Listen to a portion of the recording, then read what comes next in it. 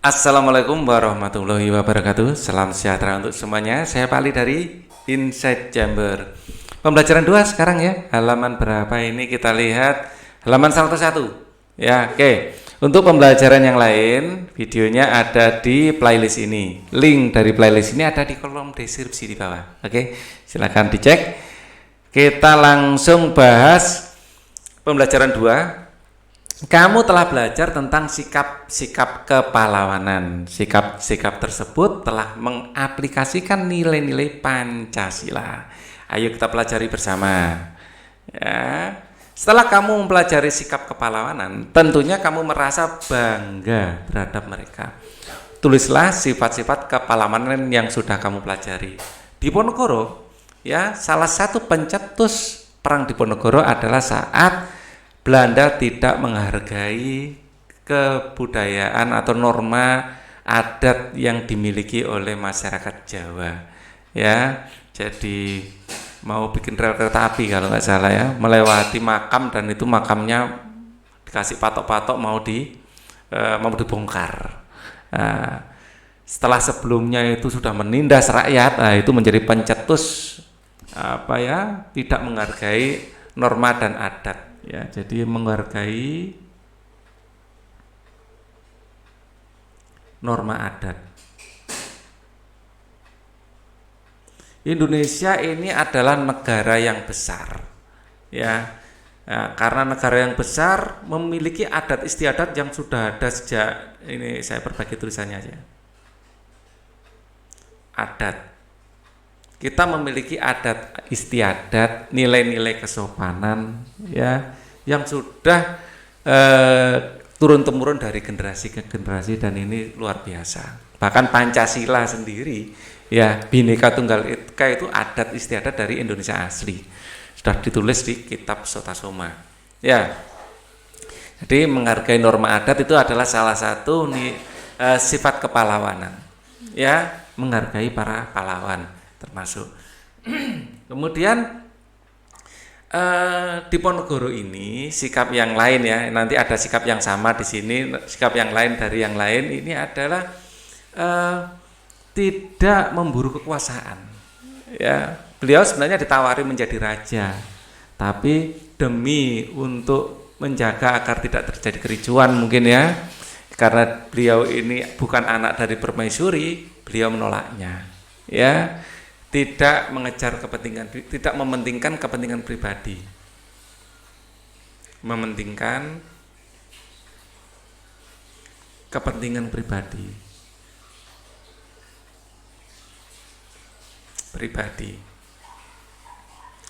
Bahkan Diponegoro itu lebih suka tinggal sama neneknya, ya, dan mempelajari agama. Nah, beliau tampil karena memang Belanda sudah begitu sewenang-wenang. Ya, sebenarnya beliau ini diminta ayahnya untuk menjadi raja. Ya. Kemudian sikap kepahlawanan memikirkan kepentingan bersama, mendahulukan kepentingan bersama. Ini sama, baik Pattimura maupun Diponegoro mendahulukan ya kepentingan bersama.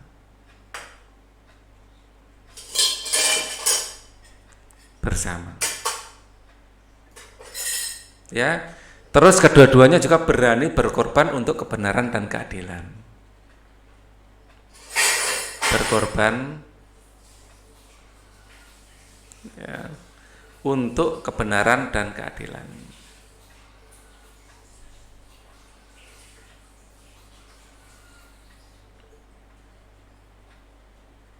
Kebenaran dan keadilan.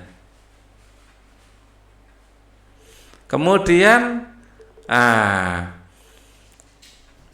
yang beda dari Thomas Matulesi atau Pattimura, ya, mungkin ada persamaan juga, tapi di teks itu agak berbeda, ya.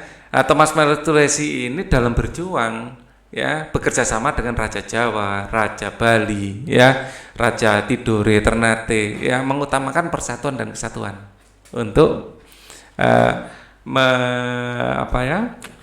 untuk melawan penjajah. Walaupun pada akhirnya beliau ditangkap itu gara-gara politik adu domba, ya. Tapi semangat persatuan kesatuan itu perlu kita contoh, mendahulukan persatuan dan mengutamakan persatuan dan kesatuan. Persatuan dan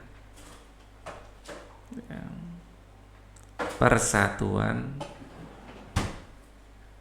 dan kesatuan. Nah, terus kemudian ini sebenarnya sama-sama ya memiliki ya berani berkorban ya, memiliki sifat patriotisme. Sebenarnya ini dimiliki oleh semua pahlawan sih. Cuman yang membedakan dengan yang lain selain persatuan saya belum punya bayangan ya. Jadi sifat kepahlawanan secara umum adalah selain berani berkorban untuk kebenaran dan keadilan, itu adalah pemimpin yang amanah. Ya, mereka semuanya adalah pemimpin yang amanah.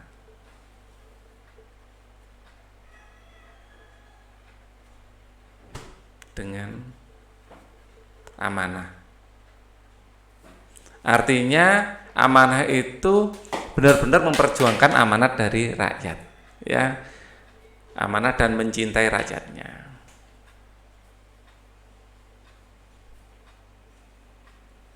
Dan pemimpin yang mencintai rakyatnya.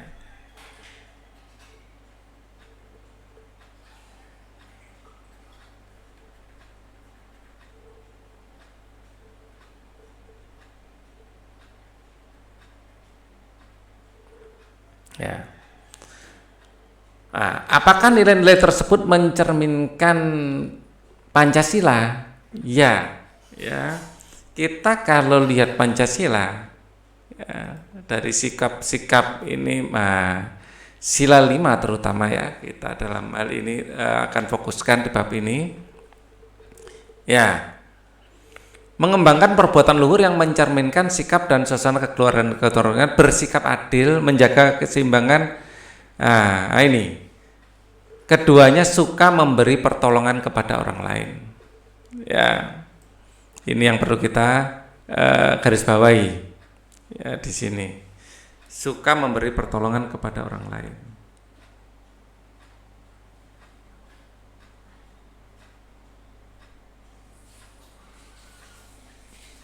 Kepada orang lain. Ini adalah sila ke-5. Ya. Nah, kita cari lagi dari butir-butir yang cocok ya.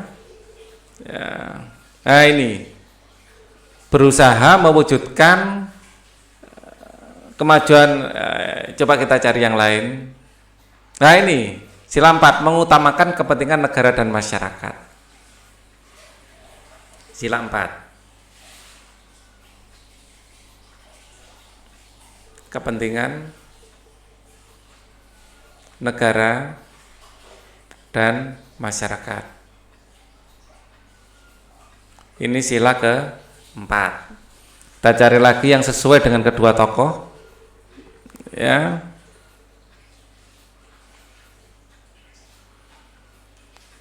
Oke.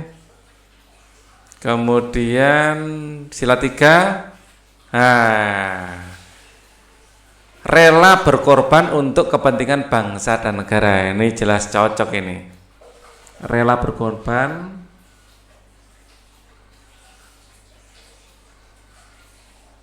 untuk kepentingan bangsa dan negara. Ini sila ketiga. Kita ngurut dari bawah ke atas ya ini ya. Sila ketiga. Kemudian cinta tanah air dan bangsa juga. Ini aja, bangga sebagai bangsa Indonesia dan bertanah air Indonesia. Ini konteksnya Diponegoro tadi ya. Bangga sebagai bangsa Indonesia dan bertanah air Indonesia.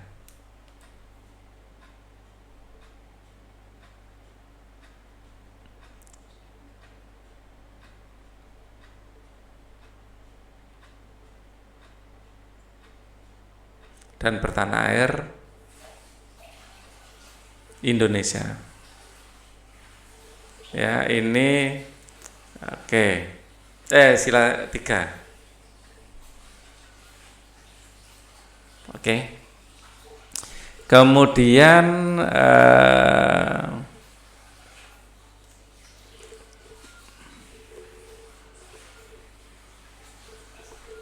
nah, ini sila kedua.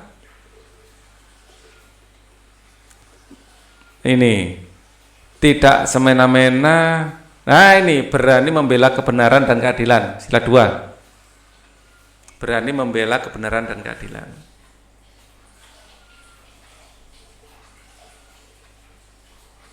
Kebenaran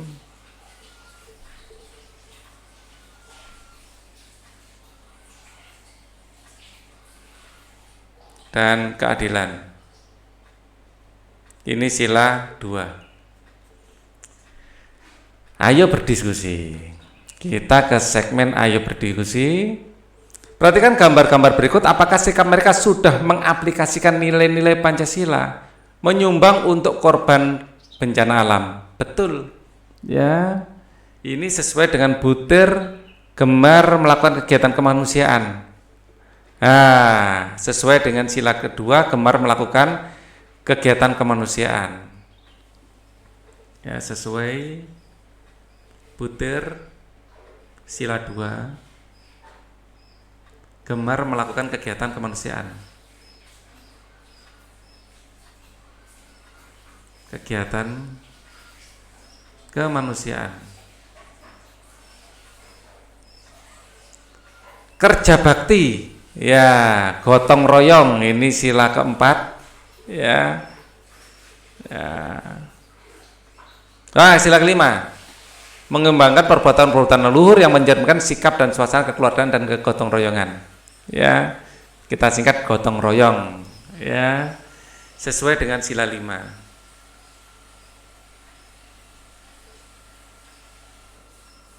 Ya, suka bergotong royong.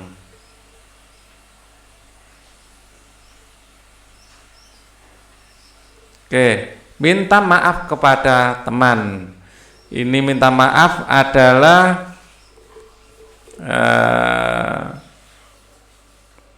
ini termasuk 5 ya. Menjaga keseimbangan antara hak dan kewajiban, ini salah satunya ya. Jadi kalau kita merasa melanggar hak orang lain, kita minta maaf sesuai dengan sila 5. Ya.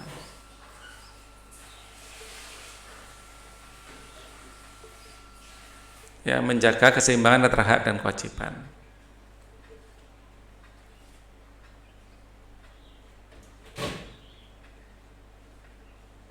Dan kewajiban. Apabila kita telah melanggar hak orang lain, ya kita harus minta maaf. Ya. Kemudian berkat perjuangan para pahlawan, Indonesia mencapai kemerdekaannya. Coba bayangkan seandainya para pahlawan tidak berjuang, apa yang akan terjadi? Indonesia masih tetap terjajah.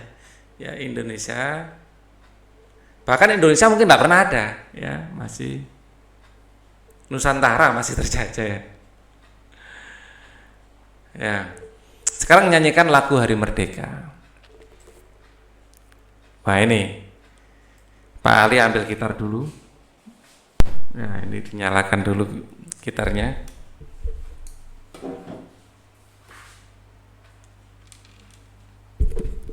Tes. Nah, kita nyanyikan sama-sama ya.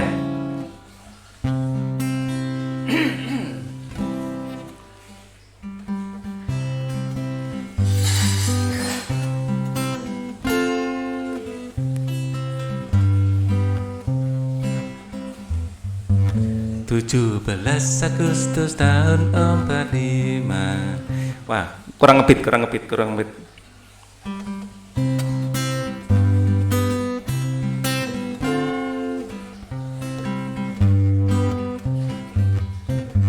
17 Agustus tahun 45, itulah hari kemerdekaan kita.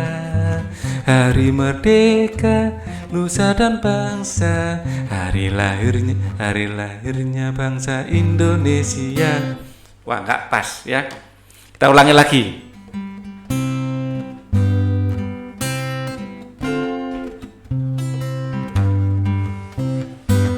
17 Agustus tahun 45, itulah hari kemerdekaan kita. Hari merdeka, nusa dan bangsa. Hari lahirnya bangsa. Oh, akhirnya bangsa Indonesia merdeka. Sekali merdeka tetap merdeka, selama hayat masih dikandung badan. Kita tetap setia berjuang. Mana ini? Mempertahankan Indonesia. Kita tetap setia mempertahankan, membela negara kita. Sekali lagi ya. Ya, tadi masih menyesuaikan kunci yang cocok.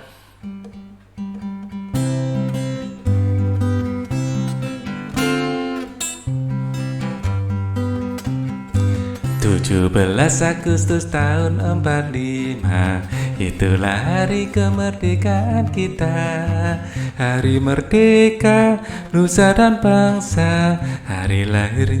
Wah, keliru, masuk ke A. Hari lahirnya bangsa. Saya kasih tanda aja. Ini masuk ke A. Oke, A minor. Kita lagi, sekali lagi.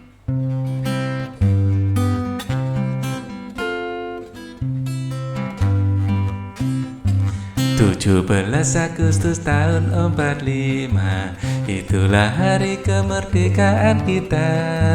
Hari merdeka, nusa dan bangsa. Hari lahirnya bangsa Indonesia. Merdeka, sekali merdeka tetap merdeka. Selama hayat masih dikandung badan. Kita tetap setia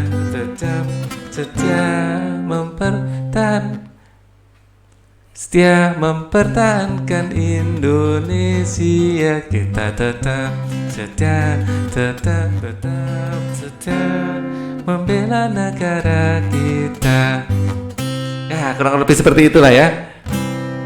Nanti akan saya buatkan video terpisah untuk lagunya. Ini masih tuning. 17 Agustus tahun 45, itulah hari 17 Agustus tahun 45, itulah hari kemerdekaan kita. Hari merdeka, nusa dan bangsa. Hari lahirnya bangsa Indonesia. Merdeka, sekali merdeka tetap merdeka. Selama hayat masih dikandung badan.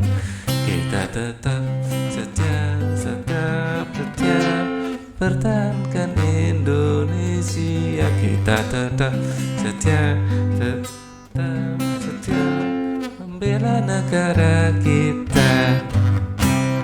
Kurang lebih seperti itu ya.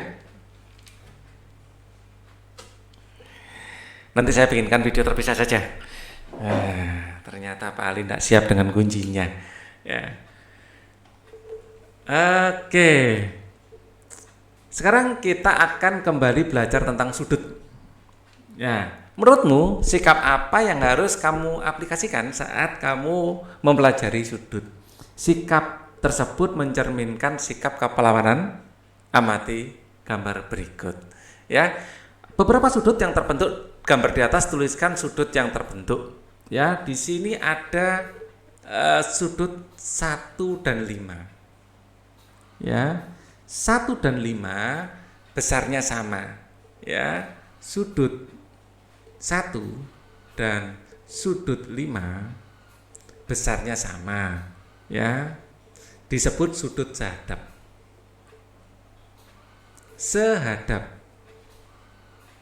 Ya, besar sama. Ya. Kemudian di sini saya berikan warna orange. Nah, di sini besarnya juga sama. Ya, sudut 3 dan 7 juga sehadap. Ya, sehadap dan kedua sudut ini ya, ini besar sama. Ya, sudut sehadap besar sama.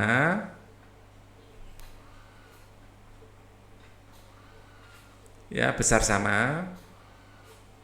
Ya, dan satu hal lagi, sudut 1 dan 3 berseberangan. Ya, ini sudut 1 dan 3. Kalau kita tulis sudut nggak perlu dikasih kayak gini ya. Atau gini aja, sudut 1 dan 3, biar nggak terlalu panjang nyatetnya. Sudut 1 dan 3, sudut 3 ini berseberangan. Dan besarnya sama. Ya, begitu juga sudut 5 dan 7. Sudut 7 dan sudut 5 ini berseberangan dan besarnya juga sama. Begitu juga. Sekarang sudut sini 1 dan 4. Ya, sekarang sudut 4 dan 2 juga berseberangan. Tapi saya tuliskan dulu 1 dan 4 ini sudut berpelurus. Ya, sudut 1 dan 4 berpelurus. Nah, jangan bilang sudut ya, biar nggak terlalu panjang. Sudut 4 dan 1 berpelurus. Artinya sudut 4 ditambah sudut 1 sama dengan 180 derajat. Itu artinya. Sudut berpelurus. Ya, kemudian sama dengan di atas, sudut 4 dan sudut 2 berseberangan.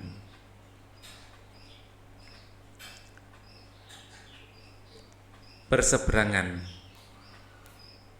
Begitu juga sudut 8 dan 6. Ya.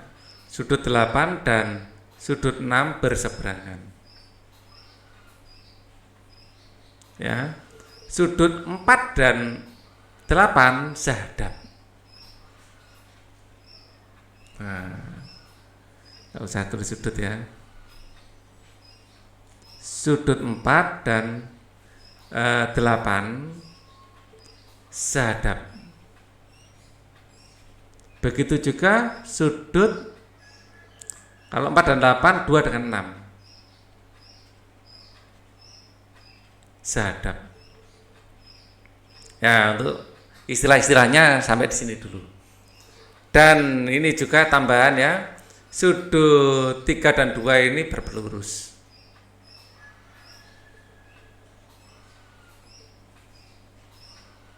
Ya, bentuk garis lurus.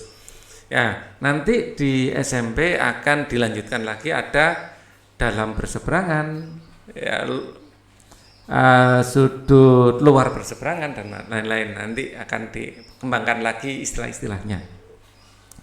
Berapa sudut yang terbentuk pada gambar di atas? Di atas di sini kalau kita hitung ada 1, 2, 3, 4, 5, 6, 7, 8. Ada 8 sudut. Ya, berapa sudut yang terbentuk pada gambar di atas? Tulislah sudut yang terbentuk, yaitu sudut 1, sudut 2, sudut 3, sudut 4, sudut 5, sudut 6, sudut 7, sudut 8. Ya, kita bisa menulis sudut itu dengan tanda seperti ini ya. Oke. Sekarang praktikan dengan tali. Pegang tali dan bentuk seperti gambar. 8 orang akan masuk ke dalam sudut yang dibentuk oleh tali. Ya, setiap orang menghadap pada titik sudut masing-masing. Pasangan mana saja yang menghadap ke arah sama, menghadap ke arah yang sama. Ya, 8 orang masuk dalam sudut. Ya, di sini ada masuk 8 sudut. Ya, setiap orang menghadap ke titik sudut masing-masing. Jadi ada yang menghadap ke sini. Ya, ada yang menghadap ke sini, ya, menghadap ke sudut ini, menghadap ke sudut ini. Jadi ini sudut yang sehadap. Ya, 8 orang masuk ke dalam sudut, ya, yang dibentuk oleh tali. Setiap orang menghadap ke titik sudut masing-masing. Pasangan mana yang menghadap ke arah yang sama? 1 dan 5 ini menghadap ke arah yang sama. Ya, kemudian 1 dan 5. Sudut 1 dan sudut 5. Ini sehadap. Kemudian 4 dan 8. Ya, sudut 4 dan sudut 8. Ini menghadap ke arah yang sama. Kemudian jangan biru lagi, saya bikin ungu. 3 dan 7 menghadap ke arah yang sama. Sudut 3 dan sudut 7 menghadap ke arah yang sama. Kemudian hijau, sudut 2 dan 6. Sudut 2 dan sudut 6. Ini menghadap ke arah yang sama.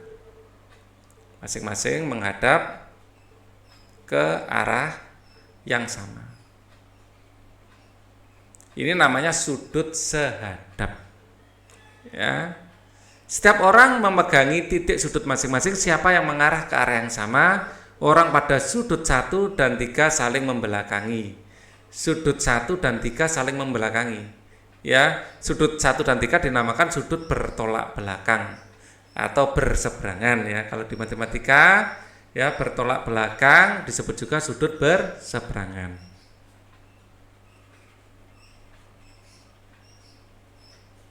Tulislah pasangan sudut yang bertolak belakang.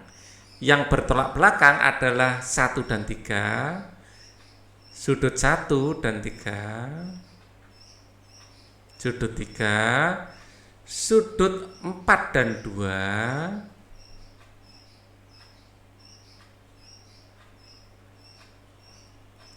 kemudian sudut 8 dan 6,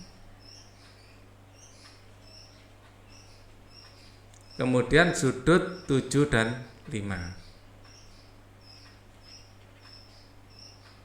Oke. Kita lanjutkan lagi. Orang pada sudut 1 dan 5, sudut 1 dan 5 menghadap ke arah yang sama. Sudut 1 dan sudut 5 dinamakan sudut sehadap. Tulislah pasangan sudut yang sehadap.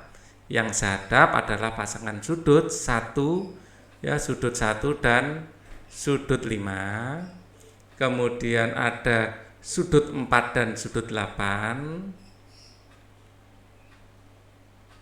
Kemudian ada sudut 3 dan sudut 7.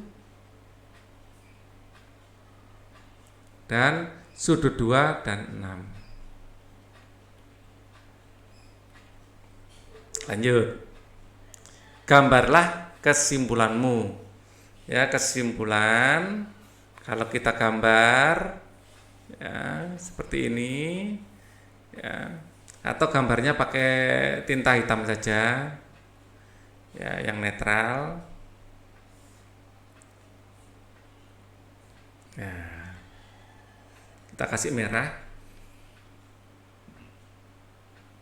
dengan keterangan sehadap ya, 1, 2, sudut 1 sehadap sudut 2.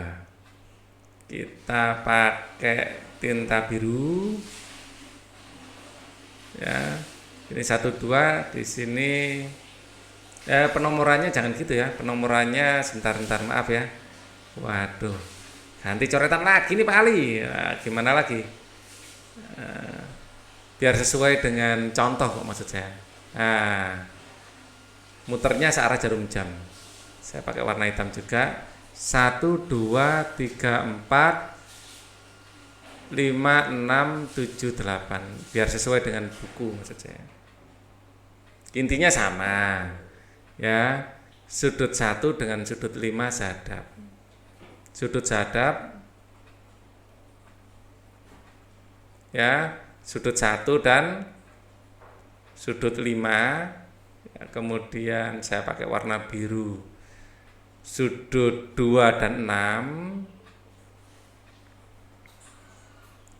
saya pakai warna hijau sudut 3 dan 7, saya pakai warna coklat sudut 4 dan 8. Ya, sekarang sudut yang berseberangan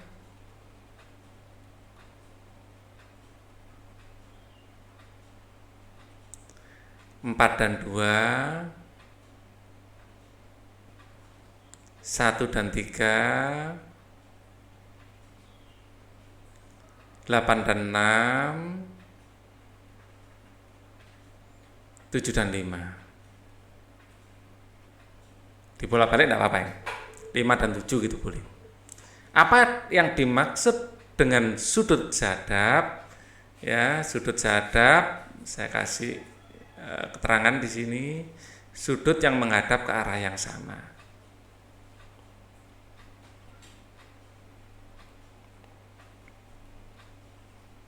Ke arah yang sama.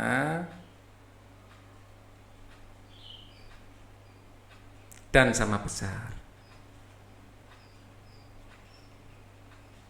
Oke. Apa itu sudut bertolak belakang? Sudut yang menghadap satu titik. Ya, saya gambar dulu aja di sini. Ya, di sini dengan di sini. Menghadap titik yang sama. Titik yang sama. Ya, dibentuk perpanjangan dari perpanjangan garis,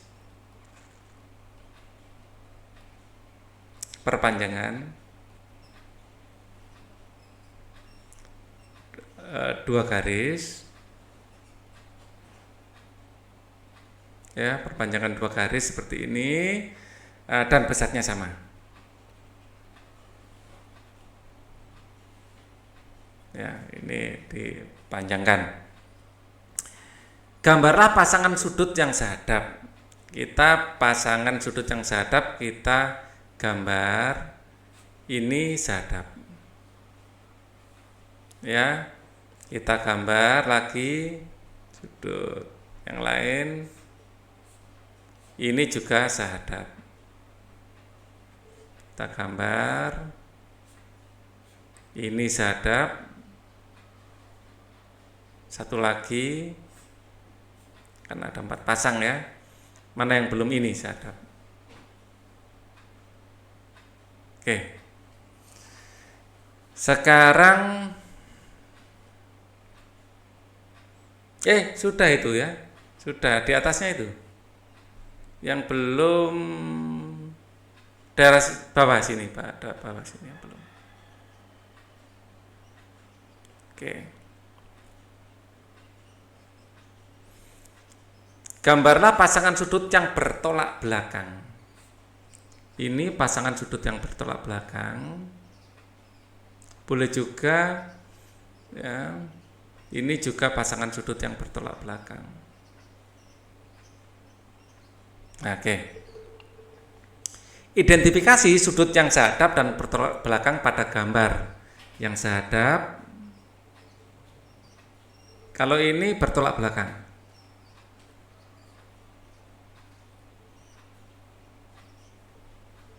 Ya, sudut ini kita menyatakannya dengan LOM. Sudut LOM, ya, sudut LOM dari L menuju ke O menuju ke M ya, dan sudut KON, ya, kemudian saya pakai warna hijau, sudut KOL dan sudut MON. Ini bertolak belakang. Ya, kalau ini kita nanti akan menggunakan yang sehadap ya. Kita pakai yang ini. Yang sehadap, sudut sehadap. Di sini juga ada yang bertolak belakang, ya, tapi kita gunakan untuk yang sehadap. Sudut sehadap, ya, di sini, ya, AOB, ya, dengan sudut OPC, ya, ini sehadap. Kemudian kita pakai warna lain biar mencolok. Di sini AOF dan OPE. Kemudian saya gunakan warna hijau. FOP dan di sini EPD. Satu lagi, saya akan gunakan warna ungu. Di sini sudut BOP dan sudut EPD. BOP dan CPD.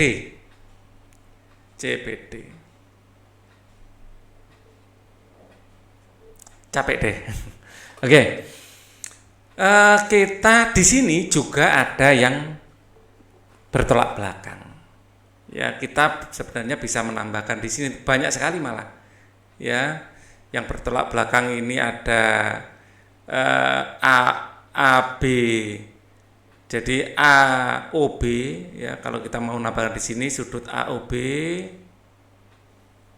dan AOB dan FOP. Dan seterusnya. Di sini nanti di sini ada 1 2 3 4, ada 4. Ya, kita tuliskan aja semuanya deh. Enggak banyak, cuma 4 aja. Jadi di sini ada AOB, FOP sudah ya. FOP dan AOB. AOB sudah. AOB sudah, AOF. Ya, AOF dan BOP. Terus kemudian di sini yang bertolak belakang ya, OPC atau COP dibolak-balik sama saja. OPC dan EPD. Sudut EPD. Dan yang terakhir OPE tadi sudah ya. Oh, belum. OPE dan sudut CPD. Oke, di sini ada yang bertolak belakang. Ini yang zadap. Ayo renungkan nilai-nilai apa yang kamu pelajari hari ini. Kita mempelajari nilai-nilai kepahlawanan. Kepahlawanan ya, yang sesuai dengan Pancasila. Ternyata semua nilai-nilai kepahlawanan itu sesuai dengan Pancasila. Ya. Nah, apa sikap yang masih perlu kita perbaiki? Ya, kalian yang bisa menjawab ini. Ya, mungkin kalian masih kurang hemat energi, masih belum membuang sampah di sembarangan. Ya, itu diperbaiki. Sampaikan kepada orang tuamu hubungan nilai-nilai kepahlawanan dengan Pancasila. Diskusikan cara-cara agar kamu bisa mengamalkan nilai-nilai tersebut. Kita akan ketemu lagi di video berikutnya. Thank you for watching. Wassalamualaikum warahmatullahi wabarakatuh.